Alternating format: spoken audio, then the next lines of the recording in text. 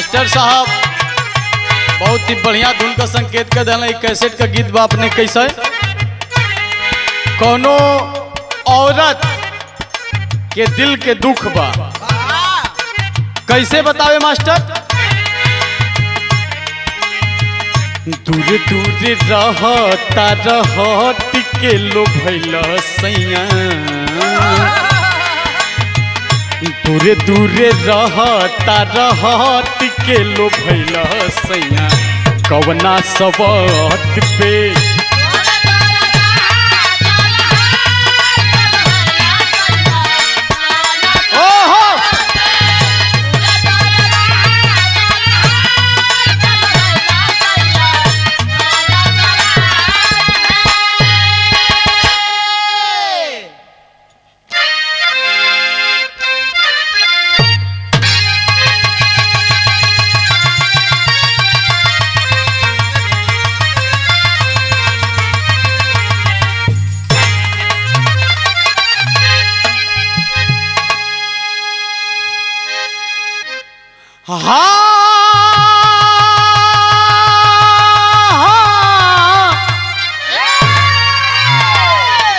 हो मोरी सबरिया भोले बाबा जोगिया हो राम।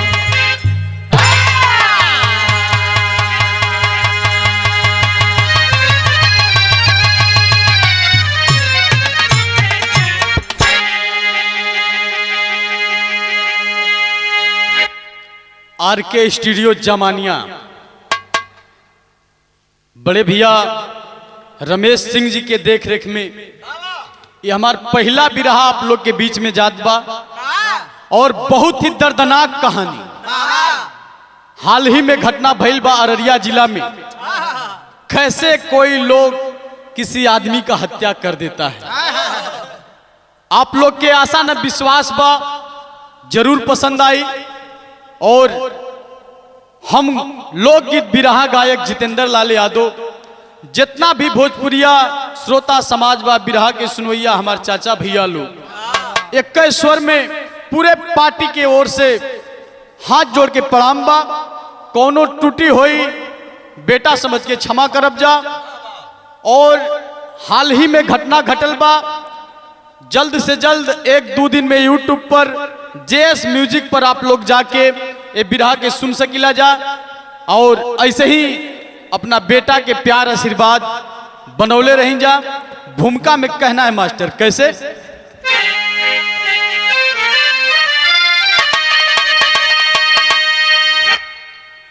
प्यार को ही वो ईश्वर का दर्जा मिला,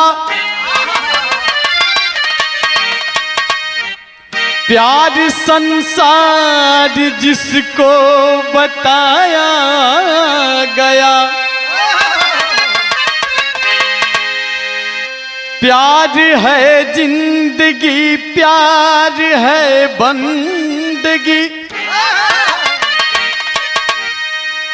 पर क्यों इसको कहीं पर जलाया गया। लोग इसको समाज की कुरीतियां समझते, जहां कुछ लोग की ऐसी पहचान है। अरे जीने देते न जीते हैं दुनिया के अंदर,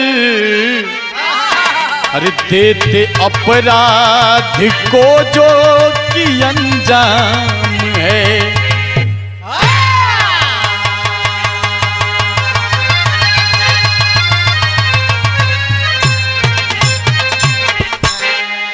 प्यार को ही वो ईश्वर का दर्जा मिला। हे भैया बतावल जाला कि प्यार भगवान के स्वरूप प्रमाण दिया जाता है, लेकिन आज के कलयुग में लोग गाय भैंस जैसन आदमी के काटत बा। बहुत ही सुंदर गजल के टुकड़ा बा मास्टर कैसे।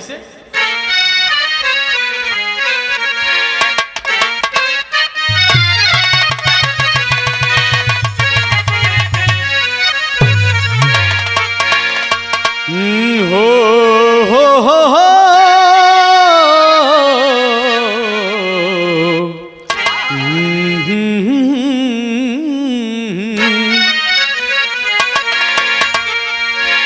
टूट गए हम,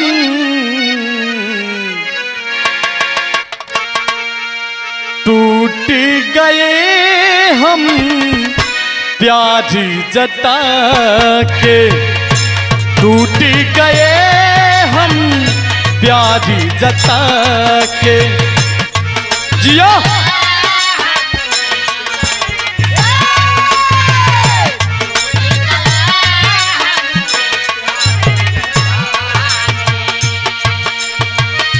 पत्थर दिल से, पत्थर दिल से दिल को लगा कर, टूट गए हम प्यार जता कर, टूट गए हम प्यार जता कर।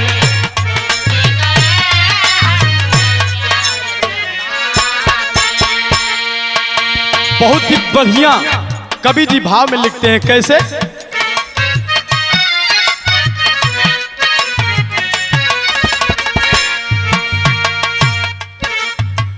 किसी को खुशी है,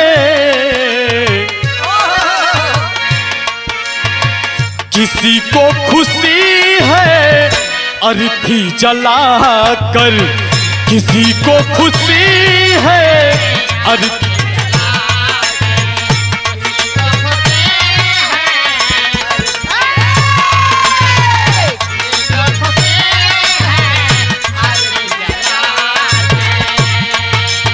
अरे दिल से किसी का, दिल से किसी का, दिल से किसी का, दिल से किसी का दिल को जुदा कर, किसी को खुशी है अर्थी सजा कर, किसी को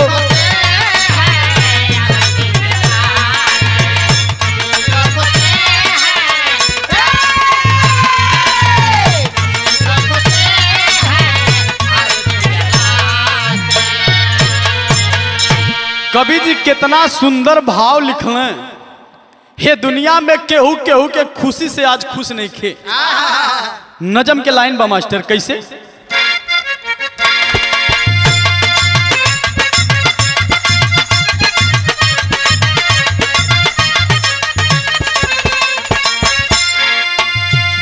बड़ी बेदर्द, बड़ी बेदर्द ये करुणामयी कहानी है, करेजा पत्थर का सुन के हो जाता पानी है।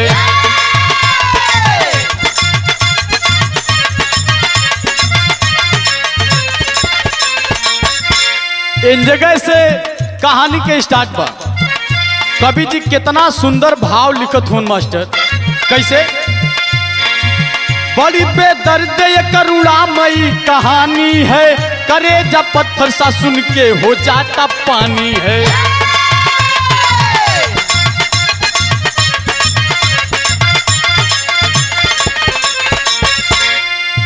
रानीगंज क्षेत्र खरतानी लोहजान सही, बड़ोहा गांव का पाया गया दस्तान सही।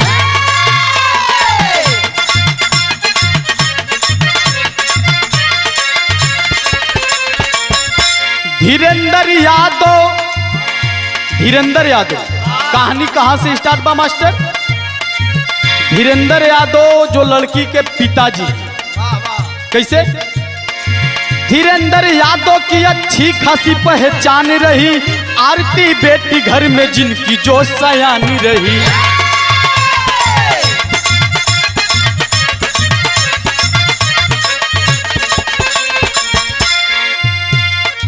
बिहार सहरिया थाना बढ़गा महाल जहां, वही पड़ोस में छोटू का था ननिहाल जहां।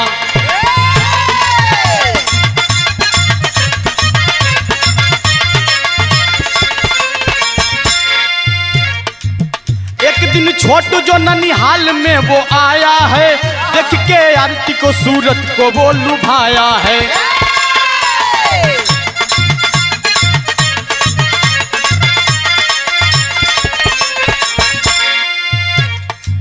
साथ में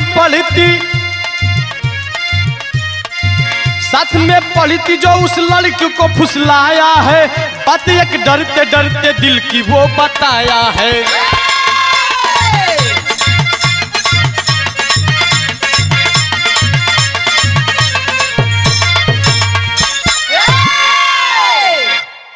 बात के आप लोग समझ लेवल जाए, कहानी एकदम शीशा के तरह साफ समझ में आ जाए। बिहार प्रांत अररिया जिला के ही कहानी बा। गांव बतावल गई बड़गामा। धीरेन्द्र यादव के बिटिया आरती सयान रहल, स्कूल में पढ़े जात रहे। गांव के लोग बतियामे आरती भैया यह एगो लड़किए बा, आज ले न तो केहू से बोललस न तो एकर कहीं कोनो शिकायत बा। गांव के लोग बतियामे, लेकिन बाबूजी जब समय गड़बड़ाला तो कब का हो जाला ई केहू के पता नहीं खे। उमेश यादव के बेटवा छोटू यादव आरती के गांव के बगल में बड़गामा गांव के बगल में एक गांव था, वहीं पर छोटू का ननिहाल था और छोटू अक्सर वहां पर आया और जाया करता था।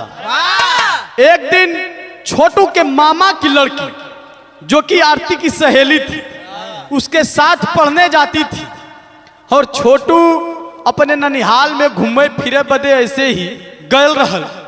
आरती पर जब नजर पड़ल बा ओकर तो दिल में आह आ गइल बा। आ जब आह आ गइल बा, वो अपना मम्मा के लड़किया से कहे कि ए दीदी एक हमार काम कह दे तू। कलस का काम बा? कलस की जो तोरे संगवा तोहर सहेली पढ़ेली उनके पर हमार दिल आ गइल बा। जाए के उनसे कह दे तू कि हमसे बात कर लेती। वो लड़कियां कह कि वो ऐसी वैसी लड़की नहीं है जैसा तुम सोच रहे हो, वो तुमसे बात नहीं करेगी। लेकिन बार बार प्रयास कैला के बाद वो लड़की तैयार हो गई बिया। जब तैयार हो गई बिया तो डराते डराते अपने दिल को दुख दर्द बतावे हो लड़किया से। आज के जमाने का तहलका मचैले बा धुन, और फिल्मी भोजपुरी गावा वाला बहुत के मिजाज से बजावत गावत सुनत हुआ। तनी बजा दा मास्टर। कैसे?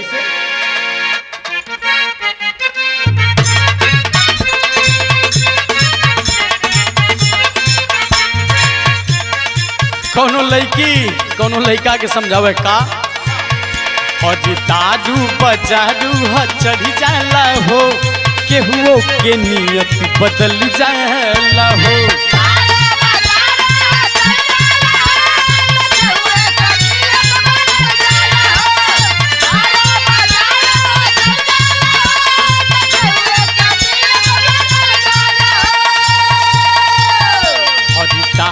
बजारू ह चढ़ी जाला हो, केहुओ के नियत बदल जाला हो।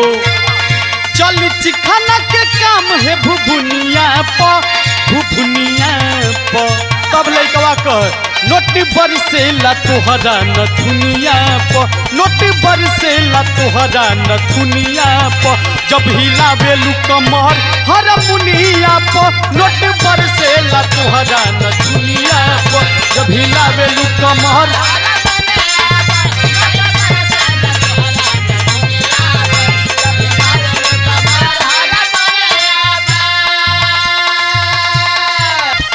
गीत से बढ़िया कवि जी भाव लिखले हूँ।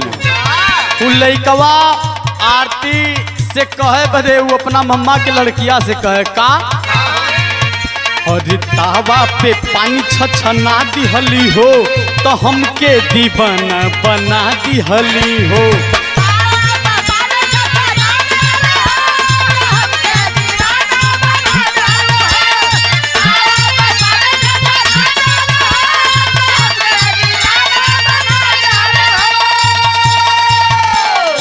कहवा पे पानी छछना दिहली हो, हमके मजनुआ बना दिहली हो।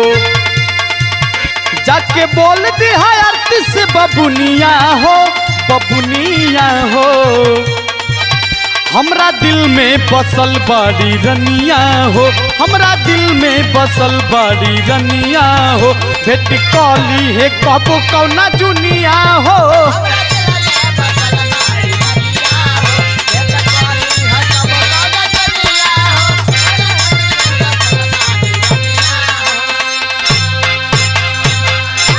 तू अपना दिल का बात आरती से कहे बदे, वो अपना मम्मा के लड़की से कहे कि जाए के आरती से कह दे तू कि हमसे बात करती।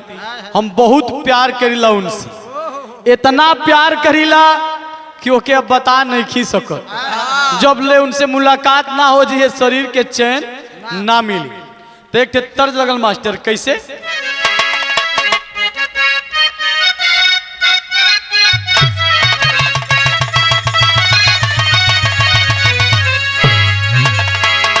जब साधु जी लोग फेरा लगाओ बदे गांव में आवल, कैसे भजन गावल मास्टर,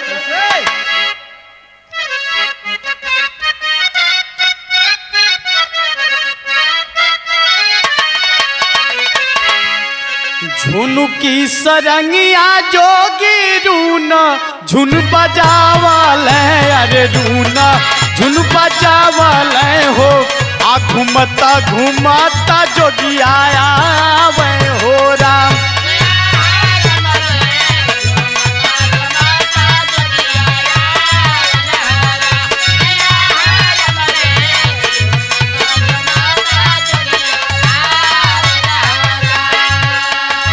आरती के प्रेम में कभी जी बतावत हूँ, छोटू का हाल भइल। फेरा वाला गावे लागल जोगी या के नाइया, अरे जोगी या के नाइया हो। आ प्यार में जो गईल पगलाई हो राम।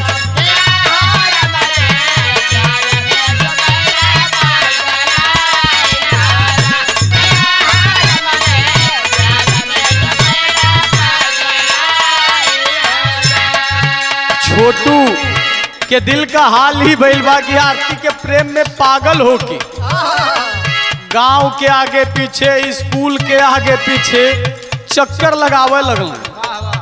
लेकिन आगे का बा मास्टर, आरती से चोरी चोरी होके मुलाकातिया हो, होके मुलाकातिया हो। जानी गईले भैया भौजाई हो राम।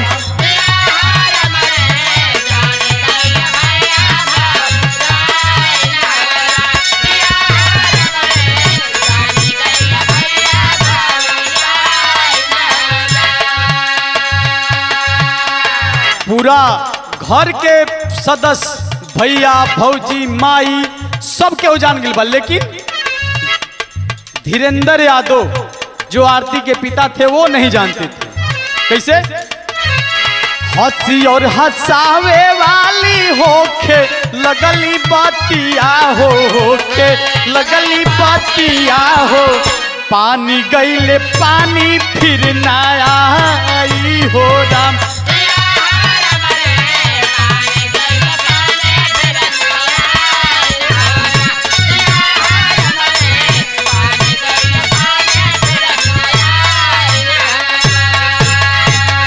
बाबूजी बतावल जला कि एक बार अगर इज्जत चल जाए तो दोबारा ना आवे। भयल का मास्टर आगे, अरे 6 जुलाई वाले दिन रहल जन्मदिनवा, अरे रहल जन्मदिनवा हो। प्रेमी को जोली हाल बुलाई हो राम।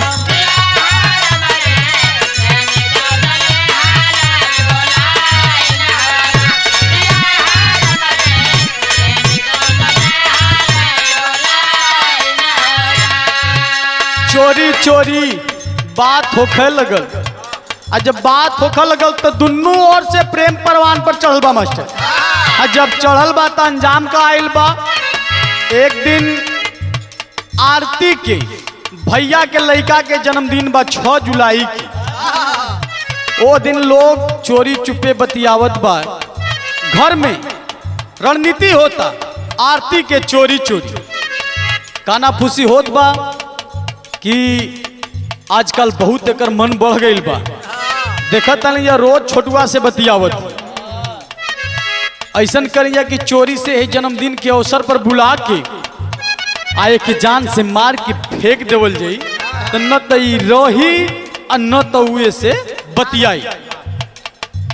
जब है इतनी बात आरती दीवाल के पीछे से बगल वाले कमरा से जब सुनती है तो सुनकर वो छोटू को फोन करती और फोन कर कर समझाती है, लेकिन छोटू मजाक समझता है। मजाक जब समझता है आरती निरस्त होकर फोन काट देता है छोटू और आरती चुपचाप बैठकर सोचती है। तो बहुत ही बढ़िया तर्ज आज के जमाने का मास्टर कोनो लड़का प्यार के मारल धोखा खाया, अपने दिल का दुख बतावत बा। का कहत बा?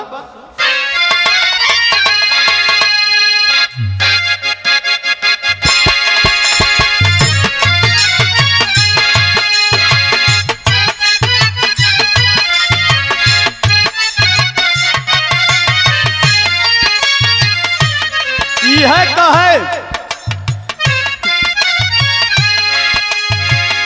दिल ना लगई हा,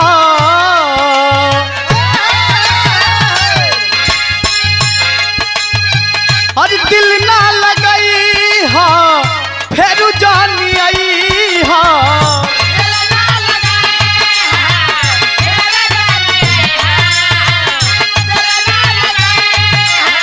ओहो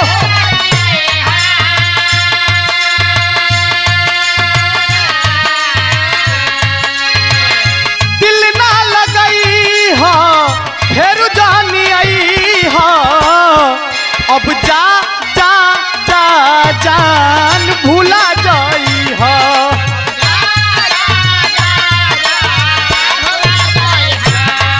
अब जा जा जा जा। आरती छोटू से कहे, का कहे कि आप मजाक समझता नहीं, लेकिन जन्मदिन के अवसर पर मत आई। यहाँ लोग साजिश करता आपके मारे बदे, लेकिन छोटू ये बात के मजाक समझे भैया। कैसे कहा आरती? राजा जी नाई हा, राजा जी नाई हा जन्मदिन हजाहिया।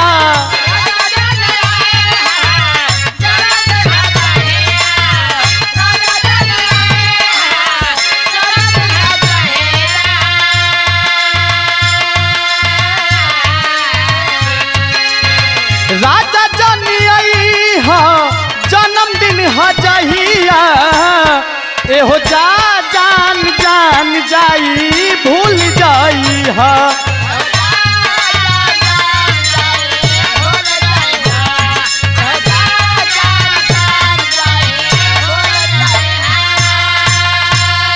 आरती कहे कि मत आई, लेकिन छोटू माने के तैयार ना बा। कैसे?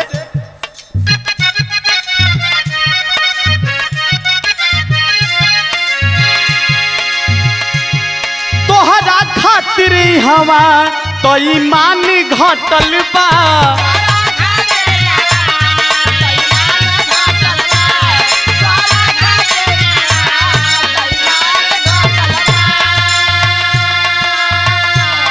मारे खातिर तोहरा के विधान रचल बा।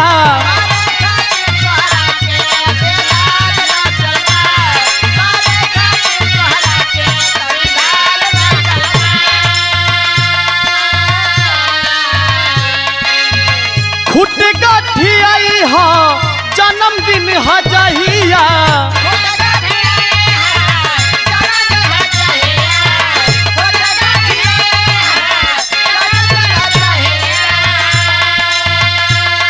एहो जा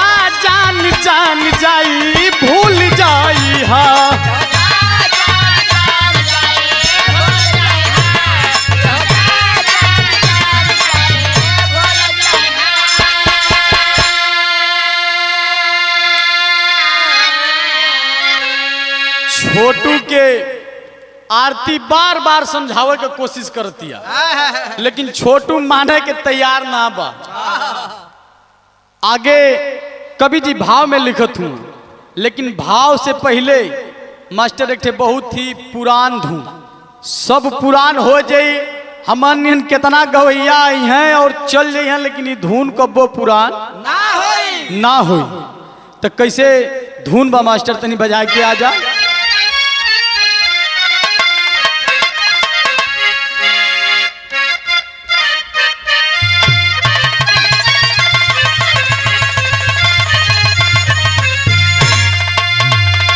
पहले के पुरनिया दादा लोग गावे,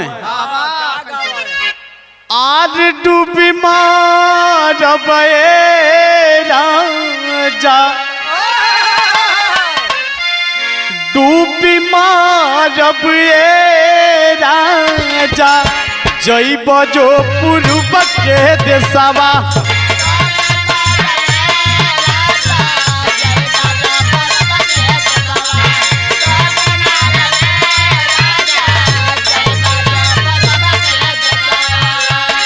आरती कहे छोटू से का,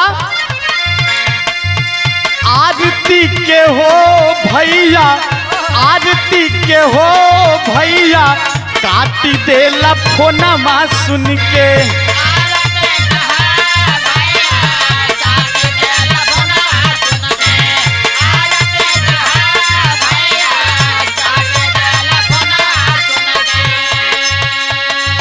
समझला मजाक बाकी, समझला मजाक बाकी, बात वो ही दीनमा सुन के। आरती के हो भैया, काटी देला फोनमा सुन के।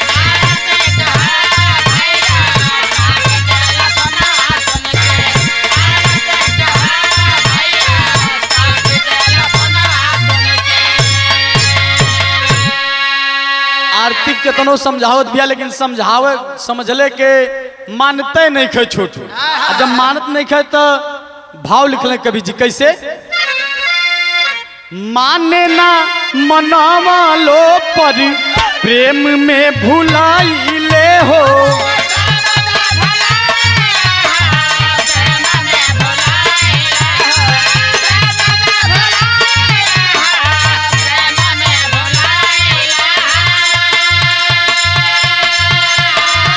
प्रेमिका के जन्मदिन वापऊ हो आइले हो।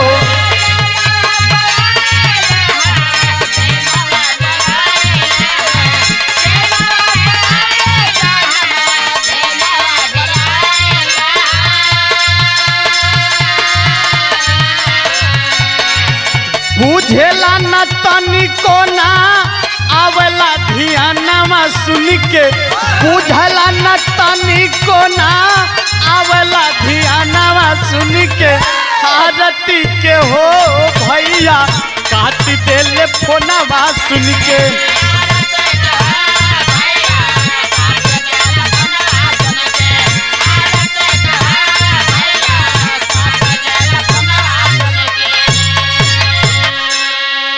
लाख मना करने के बाद आरती की वो छोटू नहीं मानता है।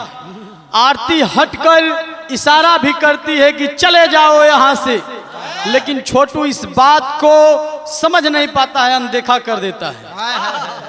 जब अनदेखा छोटू कह दिलन है बाबू, तो कवि जी बहुत ही करुण भाव, तेरी के भाव में लिखना है मास्टर कैसे,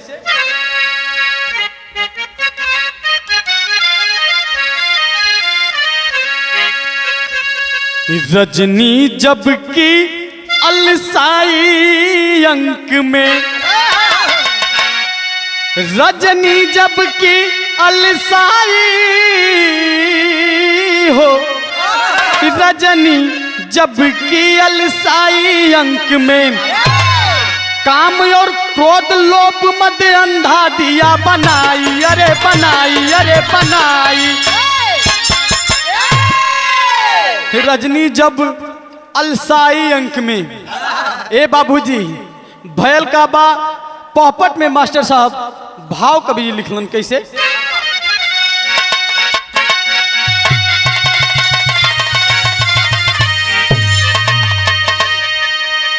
बंद किया दोनों को अलग ले जाई केहू ना जानेला। अरे बंद किया दोनों को अलग ले जाई कोई ना जानेला।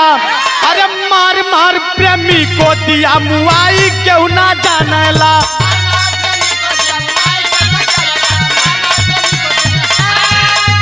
जिया भैया शेर हुआ।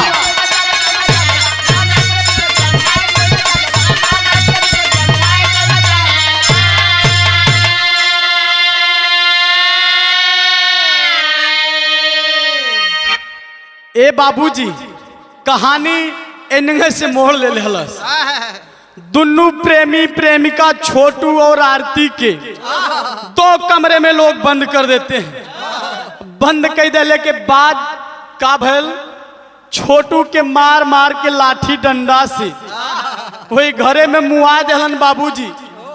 आरती तड़प तड़प घर में से चीखती और चिल्लाती रह गई कि छोड़ दीजिए हमारे प्रेमी को। लेकिन बाप भाई कोई सुनने के लिए तैयार नहीं हुआ। और धीरेंद्र यादव उनका बेटा और उस लड़की का जो मामा था वो भी उस दिन बर्थडे में आया था। 3-4 लोग लपटकर एक लड़के को छोटू यादव की उम्र पत्रिका में यूट्यूब चैनल पर बताया मीडिया वालों ने कि लगभग 22 बरिस थी। एक छोटा बच्चा 4-4 लोग मिलकर लाठी डंडे से मारकर लाइन सटाकर उस छोटू यादव को जान से मार दिए। जब जान से मार दिए धीरे धीरे भोरहरिया के समय भइल बा। जब 4 बजल बा आरती के पास कैसहू मोबाइल मिलल बा। जब मोबाइल मिलल बा तो आरती फोन लगाए के छोटू के पिताजी उमेश यादव जी से रोए रोए के भैया कहे कैसे?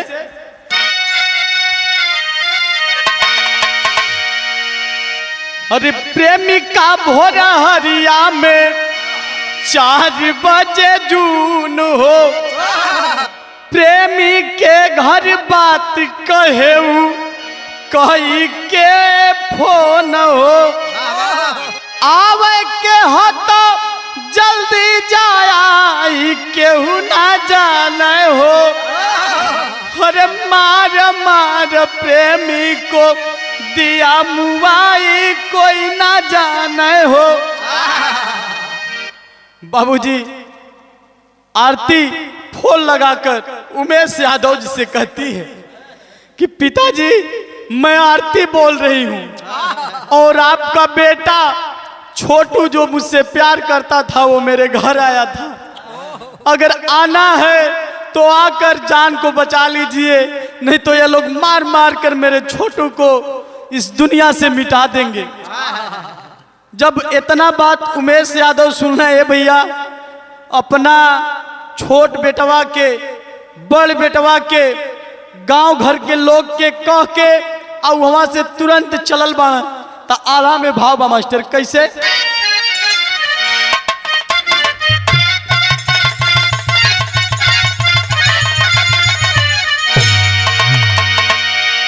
हर सुन के गांव पूरा जुटल प्रेमी घर के लोगवा भैया।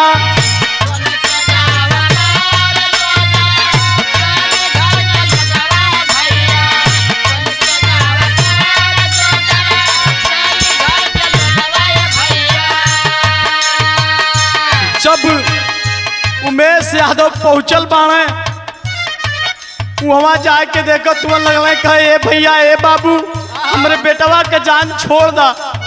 लेकिन पापी तैयार नहीं होते हैं दरवाजा को नहीं खोलते हैं। सुन के गांव पूरा जुटल प्रेमी घर के लोग बाबू।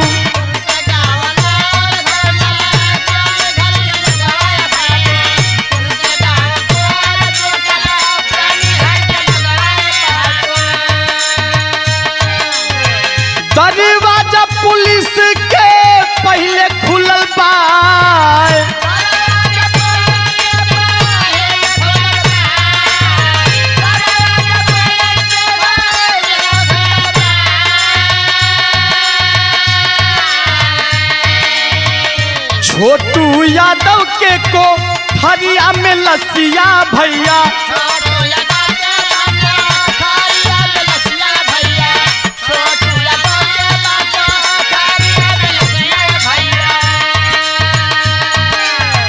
आरती भी अधमर के जैसे भइल बा,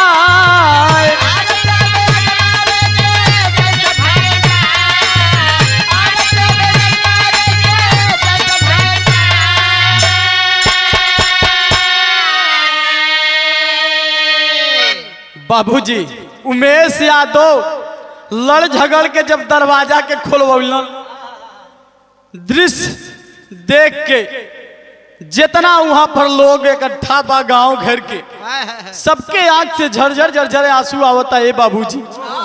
उमेश यादव हाय बचवा कह के गिर गईलन, आरती बेहोश पड़ल रहली, आरती के भी होश ना रहे। जब शासन प्रशासन अरनिया थाना अध्यक्ष के फोन गई पता चलल, जब वहां पर पहुंचे हैं अध्यक्ष जी, पहुंचने के बाद आरती का बयान लिए। आरती अधमरा, आरती को भी इतना लोग मारा था कि वो होश में नहीं थी। आरती बयान देती है, जब बयान देती है थाना के दरोगा साहब रिपोर्ट लिखते हैं। लिखने के बाद धीरेन्द्र यादव को और उसके बेटे को पकड़ कर लेकर जाते हैं तो सदर आला में भावा मास्टर कैसे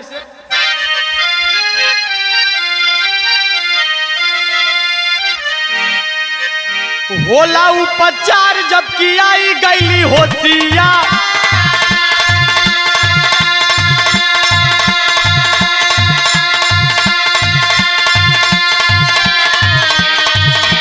प्रेमी हत्यारन के दिहली बता,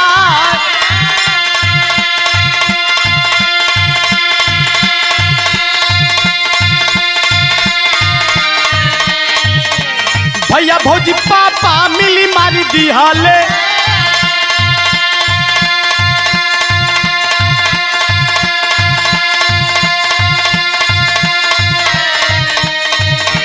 प्रेम के जाना जा हमार दिहले जा रहा,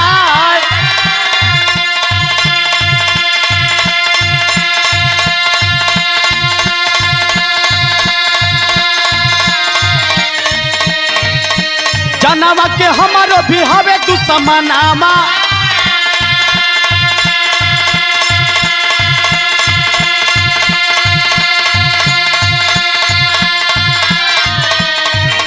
शासन पर शासन से गुहारी है बात,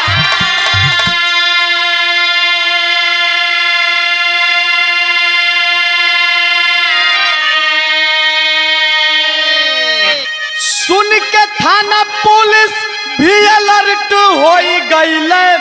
अरे तक कानून के बहुत ही लंबा हाथ बा,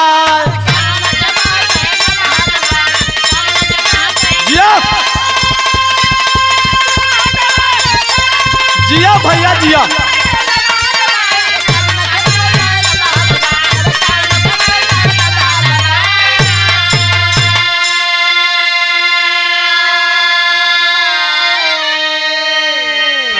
बाबूजी जब आरती होश में आती है, जितना उसके आंख के सामने घटना हुआ होता है, कैसे कैसे लोग मार दिए, बताने के बाद पुलिस प्रशासन से अपने जान के लिए गुहार लगाती है। खड़ी के भाव बा मास्टर कैसे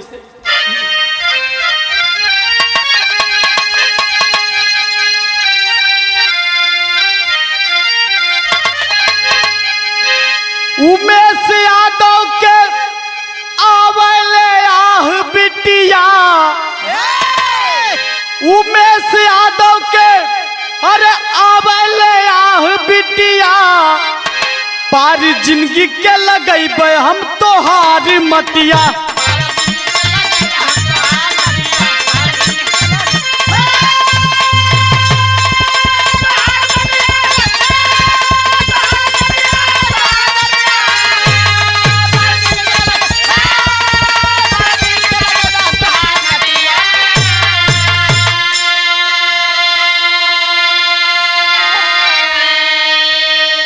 आरती का बयान जब छोटू के पिताजी उमेश यादव ये सुनते हैं, आंख से झरझर झरझर आंसू गिरता है भैया। कहले कि बिटिया हमार बेटा तो ये दुनिया के छोड़ के चल गई, लेकिन तुम चिंता मत करो, अभी ये तुम्हारा धर्म का बाप जिंदा है। अगर मेरा बेटा इस दुनिया को छोड़कर चला गया, मेरे साथ चलो, मैं तुम्हारा इलाज कराऊंगा और अपने बेटे से बढ़कर तुमको मानूंगा। बिरहा के सबसे मुख्य उद्देश्य यह बा, आज के दुनिया में अब्बे केहू तो के दुई बात बोल दे, आदमी लाठी भाला लेके निकल जाता। अब भला बारे उ बाप, वैसे बाप को मैं पूरे पार्टी के तरफ से सलाम करता हूं, जो कि अपने बेटे के मौत का बदला लेने के बजाय उस बेटी को अपना बेटा बनाने का फैसला किया। कहना है मास्टर साहब कैसे?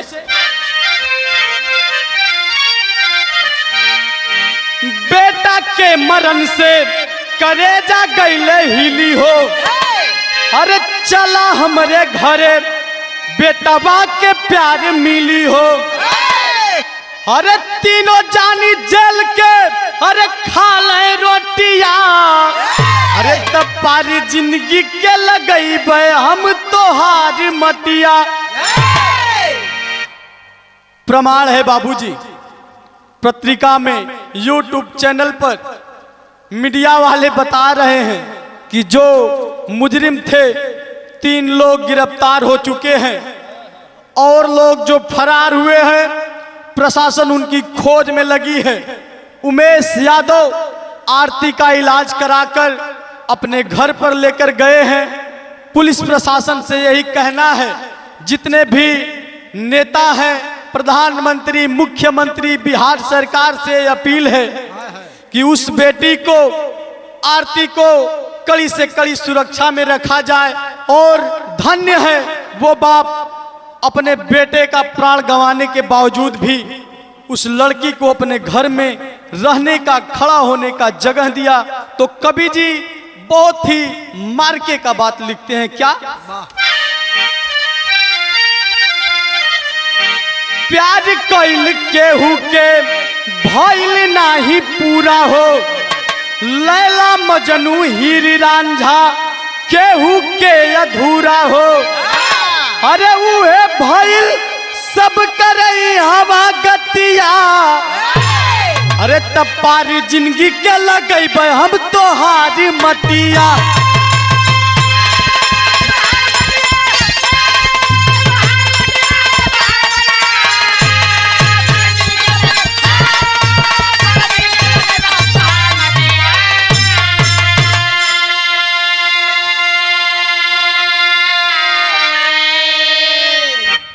हमें से हमरे बिरहा के अंतबा बतावल जात बा पेपर में, पत्रिका में, YouTube चैनल के माध्यम से कि उमेश यादव के पास आज भी आरती बिटिया है।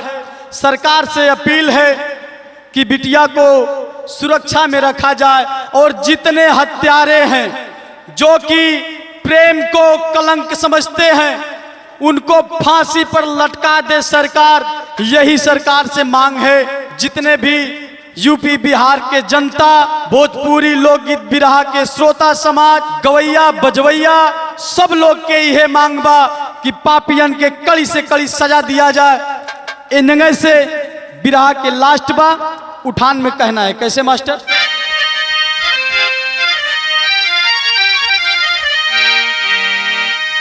स्वामी गुरु बिहारी पत्तू 6 बार स्वर्ग में डोले, गुड्डू पर सिद्धन हर हर जय महादेव बोले।